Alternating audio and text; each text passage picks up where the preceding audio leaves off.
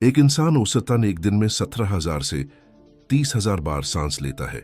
बाज़ औक़ात आराम की हालत में ये तादाद 12 सांसें फी मिनट तक कम हो सकती है, जबकि जिस्मानी मशक्क़त के दौरान 40 से 50 सांसें फी मिनट तक बढ़ सकती है। ये अमल बज़ाहिर सादा लगता है, लेकिन ये हमारे जिस्म के अंतहाई पेचीदा और अहम इफ़ाल में से एक है।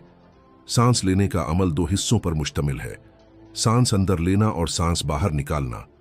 जब हम सांस अंदर लेते हैं तो हमारा डायाफ्राम, जो फेफड़ों के नीचे एक पट्टों की तह है, सकड़ता है और नीचे की तरफ हरकत करता है। इसी वक्त हमारी पसलियों के दरमियान मौजूद पट्टे भी सकड़ते हैं और पसलियों को ऊपर और बाहर की तरफ उठाते हैं।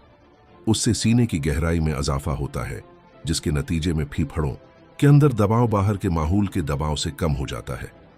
दबाव के इस फर्क की वजह से हवा, जिसमें ऑक्सीजन शामिल होती है, हमारी नाक या मुना के रास्ते हुआ कि नाली से होती हुई फेफड़ों में दाखिल होती है। जब हम सांस बाहर निकालते हैं तो डायाफ्राम और पसलियों के पट्टे आराम की हालत में वापस आ जाते हैं। डायाफ्राम ऊपर की तरफ और पसलियां नीचे की तरफ हरकत करती हैं।